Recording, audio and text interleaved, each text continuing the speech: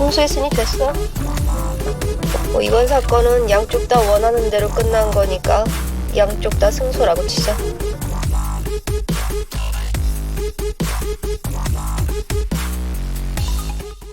하나, 둘, 셋. 하나, 둘, 셋. 사실 저는 제가 양육을 안 하겠다고 하는 케이스는 한 5% 아닌 것 같아요. 상담하는 과정에서도 그렇고 뭐 거의 못 보는 것 같아요, 그죠? 저도 이제 서로 양육하겠다라는 사건을 더 많이 다뤘던 것 같은데 서로 안 키우겠다라고 하는 사건이 가장 가슴이 아프고 머리가 아프고 이거를 어떻게 풀어가야 될지가 정말 난감했었어요. 판사님이 결국은 누군가 한 명은 아이를 키우겠다라고 할 정도로 계속 조사도 보내고 교육도 시키고 하시더라고요. 판사님이 사건을 안 끝내주는 거예요. 네. 둘 중에 둘 다 안 키우겠다고 몇 년이 하니까. 됐든 이거는 어떻게 할 수 없다. 그러면서 사건을 안 끝내주셨는데 결국 한 부모가 아이를 키우겠다라고 했는데 다행히 좀 이렇게 진솔하게 마음을 먹으셨고 그리고 양육비를 후하게 주셨어요. 판사님이 양육비를 맞아요. 후하게 주시더라고요. 이제 요새 트렌드가 이게 이제 저출생 사회잖아요. 그러다 보니까 아이가 하나밖에 없어요. 그리고 이제 결혼이 늦어지니까 요번에 이혼을 하면은 이제 다시는 내가 아이를 가질 수 없어. 그런 경우가 꽤 많이 있거든요. 그래서 더 양육권에 적극적인 것 같아요. 엄청 더 치열해졌어요. 네. 요새는 이제 맞벌이가 늘어나면서 아빠가 육아에 동참을 많이 하고 있는 추세다 보니까 자식도요, 한번 안아보고 기저귀 갈아보고 우유 먹어보고 같이 놀아보면요 더 정이 생기거든요. 그러니까 아빠들이 더 양육권 포기를 못하는 것 같아요. 아빠가 애 데리고 논 거, 음식 만들어준 거, 뭐 아빠가 같이 사진 찍은 거, 아빠가 직접 한 것들을 많이 내세요. 저는 그런 경우 봤어요. 아빠가 보육교사 자격증까지 따서. 진짜 그런 게 주장한 경우가 있었어요. 저 수술해서 애 다시는 못 낳아요. 그래가지고. 그래서 양육권을 꼭 가져가야 돼요. 이런 경우도 있었어요. 그럼 다시 수술을 하시는 건 안 되나요?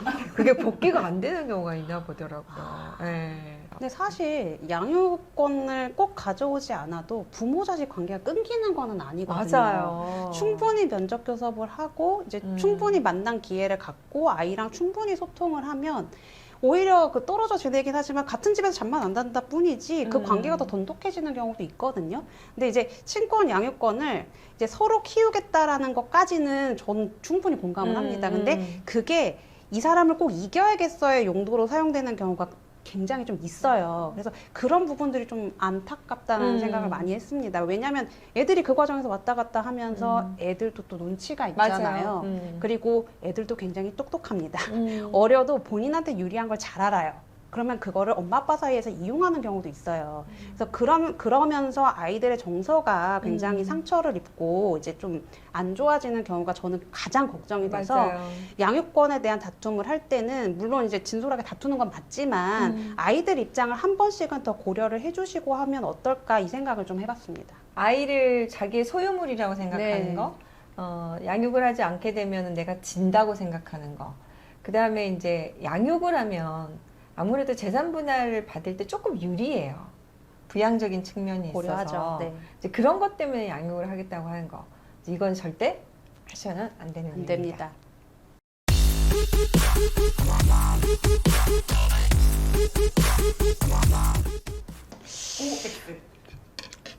전 절반?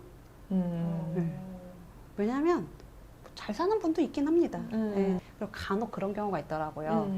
이 지금 상처를 입은 피해자는 아직도 이제 그 부정행위 때문에 이제 고통을 겪고 있는데 본인들은 종교에 이제 기일을 한 거예요. 그러면서 나는 신으로부터 용서를 받았다. 그렇기 때문에 나는 더 이상 너한테 거리낄 게 없다. 이런 식으로 나오는 경우를 제가 본 적이 있거든요. 그분들은 뭐 아직도 잘 사십니다. 네, 그래서 저는 사실 절반이라고 말하면서도 굉장히 씁쓸하기는 하네요. 근데 저는 대부분 깨진다고 보는 게 이제 일단은 바람을 피우는 사람은 본인이 일단 그런 기질을 가지고 있어. 맞습니다. 그러니까 또 네. 바람 피울 확률이 있고, 그다음에 대부분 바람을 피우는 사람들은 이쪽 결혼해서 본인이 정서적으로 충족이 안 돼서 이렇게 바람을 보통 피운다고 하잖아요. 너 때문이라 하잖아요. 그죠? 이 사람이 그럼 다른 사람을 만나서 정서적으로 그럼 충족이 되겠느냐? 저는 안 된다고 봅니다. 왜냐하면 그거는 어차피 지가 해결해야 될 거거든요. 남한테 찾을 수가 없어. 뭐 어떻게 해도 충족은 네. 안 되겠죠. 네. 여기서 결핍된 게 있으면 어. 이쪽에서 결핍된 게 있을 거고. 네. 그래서 안 되고 또 하나는 뭐냐면 둘이 만나잖아요. 그러면 서로 마음에 빚이 있어. 응? 그러니까 잘 살아야 된다는 이런 강박이 있으니까 오히려 그것 때문에 더 서로에 대해서 이제 갈등을 겪게 되는 원인 제공이 되기도 하고 그래서 저는 그렇게 되기는 조금 어렵다. 그리고 알잖아요. 우리 또 머리 도파민 나오는 기간이 6개월이잖아요. 그래서 제가 가끔 상담할 때 그런 얘기도 솔직히 드립니다. 어머니, 조금만 기다리세요. 곧 헤어집니다. 그거 얼마 안 갑니다. 이렇게 말씀드리기도 해요. 네.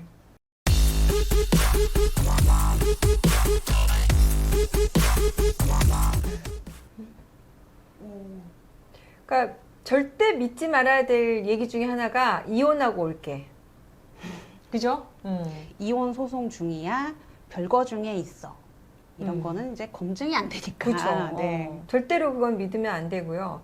막상 그 이혼을 하라고 하면 이제 핑계를 대면서 차일피일 미루죠. 그래서 이제 당했다고 오는 분들도 저희가 실제로 많이 소송을 하잖아요. 네, 그죠? 네, 네. 사실 이제 잘못했다라는 걸 인식은 하고 있는데 그거를 이제 표현하는 거에 있어서 굉장히 좀 박하신 분들이 많고 변명에 일단 첫 번째가 몰랐다, 속였다. 그게 제일 많이 들어가고요. 진정으로 사과 의사 표시를 하고 뭔가 이제 해결을 했던 사건은 많지는 않았던 것 같아요. 제가 상간 사건으로 엄청 치열하게 다퉜던 게 대법원까지도 간 적이 있거든요. 그 정도로 잘못을 인정을 안 하는 분도 꽤 많습니다. 혼인 빙자 가늠죄가 없어졌잖아요. 그쵸. 그래서 한번 그런 적이 있었어요. 실제로 이제 상간녀에 해당하시는 분이 본인은 그렇게 헤어질 걸로 생각을 하고 만났기 때문에 혼인 빙자 가늠으로 고소를 하고 싶다고 오신 분이 있었는데 그 죄가 없어졌어요. 그래서 일단 그건 성립하지도 않고 그다음에 이제 그 말을 믿은 부분에 대해서는 저는 본인의 과실이 크다. 헤어지고 와라 해야지.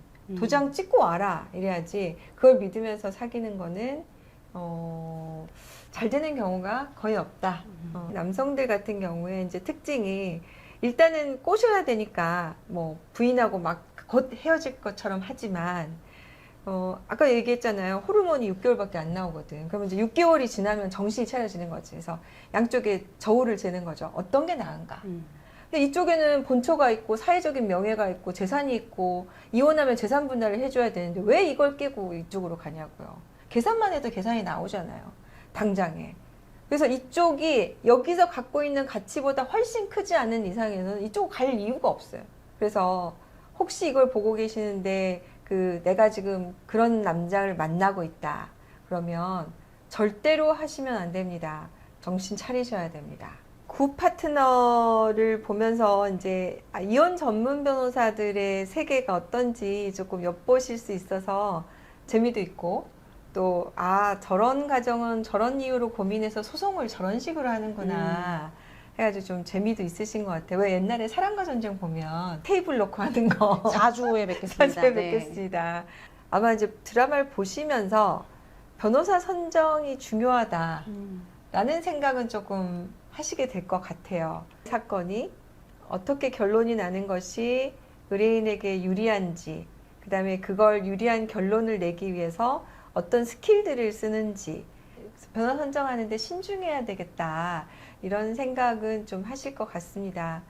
이제 이혼을 둘러싸고는 이게 가족의 해체잖아요.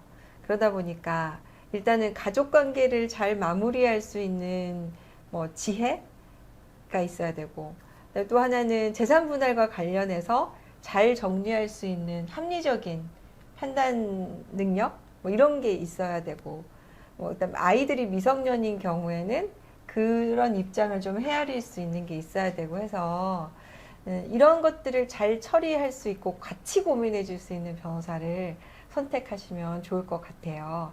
그래서 이제 가끔은 저희가 이제 법정에 가면 의뢰인보다 막 더 화내는 변호사들이 있어요. 그죠? 저분이 의뢰인인가 싶을 정도로. 근데 그때는 속이 시원하실지 모르겠어요. 그런데 판사가 보기에도 그건 별로 좋지가 않아요. 막 무섭게 이렇게 뭐 감정을 읽고 막 갈판하고 목소리만 높이는 게 제일 좋은 거는 나를 어떻게 잘 예쁘게 도와주고 싶게 어필하느냐가 중요하거든요. 그러니까 판사가 보기에 저 변호사를 통해서 나오는 입을 보니까 아, 이 사람을 좀 도와줘야 될 것 같다는 마음을 들게 하는 게 좋은 변론입니다. 대신 화내주고 대신 막 소리쳐주고 무조건 상대방 힐난하고 이게 아니에요. 저는 그런 변호사 만나면 속으로 좋아해요. 우리가 이겼다. 그래서 변호사 선택하실 때 공격적인 부분은 볼 때는 좋지만 소송 결과에 있어서는 꼭 좋은 것인가 조금 고민해 보실 필요는 있을 것 같아요.